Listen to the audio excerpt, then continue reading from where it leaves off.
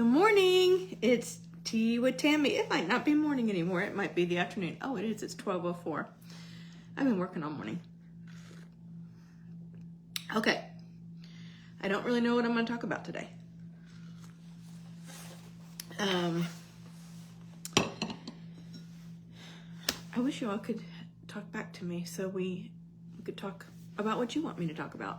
So anyway, I think this is going to be my new office. I'm not sure. We ordered, welcome to Tea with Tami, I should say. We ordered new chairs. We got this room painted finally. We ordered some new chairs last night. They'll be here on Wednesday, and I think they're going to be too big. Daniel and I went back and forth on them, and I think they're going to be too big. So I think they're going to be fine in this room, but my desk will not be fine in here. So we're probably going to have to find another place for me. This is my second place now I've been moved to. I don't know where we're going to put me. I'm really missing my little room that I had upstairs that Daniel took over because it was just getting to be too loud down here for him. This office does not have doors on it, and so when people were here and he was working, it was just too much. So we had to move him upstairs. So I lost my space, and that was my sewing room, my exercise room, my office where I would sometimes go up and work. Most of the time I work down here on the couch. What else was in there? My craft room. I would do my stained glass up there and anything else I wanted to do. It was messy. It was just mine. I could shut the door and it could just be mine. And now I don't have that. You know, we live in this big house and I can't find a room for myself. It's terrible. So I don't know. Maybe I'll be moving up to the game room over the garage. I don't know where I'm going to be. So right now I'm in the whiskey room. It's actually a nice, peaceful room and I like it a lot. But I'm feeling displaced. Let's talk about tea. So today I am drinking Soho. I don't know if you can see it without the glare. It's another Harney Sons. I drink a lot of Harney Sons. It's just easy to get since my daughter sells it in her little plant store in Pittsburgh, Synthesis, and she sends me tea whenever I need some. So this is a chocolate coconut. And it is delicious. I do love it. It is another one of those flavor teas that if I would add some sugar, it'd be luscious. But I don't drink it with sugar. And so it feels like I'm eating dark chocolate, which I do like dark chocolate. But it's a dark chocolate tea. It's good. And then I'm drinking out of this sweet little blue set. There's not much light in here. Let's see if I can read what it says. Nope. No idea. No idea what it says. I can't see it. But I got this little set. It's light blue. It's a powder blue from my grandmother. She had it for a long time in her little china cabinet. She had 4 of them. And I just love it. I kept all 4. I love this little cup, and I love all of them, so that's what I'm drinking today with Tea with Tami. So what are we going to talk about? I'll just tell you what we've done this weekend. This weekend we finished this room, and then we went and we moved outside, and I weeded for 2 days straight. My garden body is not back. I can hardly move. I was on my hands and knees for most of the day pulling weeds. The weeds this year are unbelievable. I'm not sure why. Maybe because our winter wasn't cold enough. I don't know what it is. But anyway, I spent 2 days out there pulling weeds, separating irises. I will never, ever, ever plant monkey grass. If you want to plant monkey grass, just be forewarned. You're crazy to do that. I didn't plant the monkey grass here. It was here when we moved, and I have just kind of ignored this little bed that we had, and the monkey grass was in there so thick that the irises had become so entangled in them. And you know, irises have to, their little tubers have to be exposed above ground. Just their roots are underground. They're long, thin roots, but the tubers, the big fat tubers, are supposed to be above ground.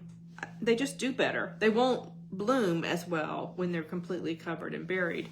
And these poor tubers must have been under, I don't know, 3 inches of monkey grass roots. I worked so hard pulling those things apart. It was unbelievable how thick that was. So we're getting rid of that bed completely finally. And I moved all the irises to other locations and then just pulled weeds.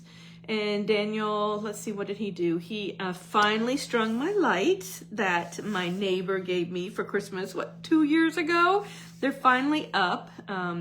He did that. We had a tree come down in the last storm, and so he cut that tree up and moved the girls' jungle gym because it was on that tree, and it was wasn't a good situation. So that got moved, and let's see, what else did he do? I don't know. We were just busy all weekend, and both of us are really sore from working outside. Oh, he tore up my wooden bed garden that was here also when we moved in. It was a big square, and I would plant zinnias in it every year, and I absolutely loved it. It was so beautiful. Those zinnias just filled that box, and I did love it, but it was rotting and falling apart, and so that needed to be done. And what a job that ended up being. He needed the tractor and the chainsaw, and now we just have a big old pile of dirt out there. I don't know what we're going to do with it. But anyway, we were busy. We were busy this weekend. And now I'm back to work. I've got a lot to do this week. I ended up with 22 speakers for my Women's Summit, and they are all phenomenal women. I cannot wait to talk to them on the phone to get them scheduled for their interviews. I'm shooting to do the summit to release it in April sometime, so keep an eye out for that. I do have a trip to California to watch my grandkids that might interfere a little bit, but I'm so excited to bring these women to you. They are phenomenal women who have been through all kinds of situations that would get most people stuck. And hey, Becky, my cousin is on here watching. I love you. I wish you would come visit me. But anyway, these women are fabulous, and I cannot wait to share them with you. And that's about it for me this week. I mean, look at this list. I have this big, long list of things to do today. I hope I get it all done. But one more thing I wanted to just jump on and tell you real quick is I am reading this book. The glare is so bad. The Unholy Trinity.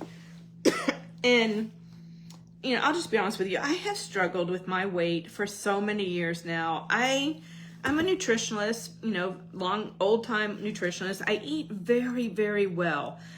I don't eat a lot of, I mean, rarely do I have sugar unless it's a birthday party. I don't eat pasta. I don't eat rice. I don't eat breads. Carbs are like, I rarely see a carb.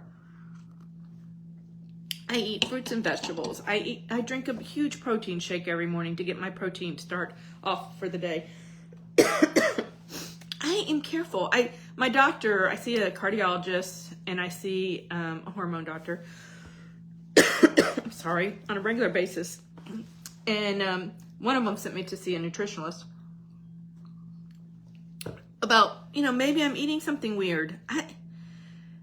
I knew more than this nutritionist. She had a degree. I have a better background in nutrition than this woman did.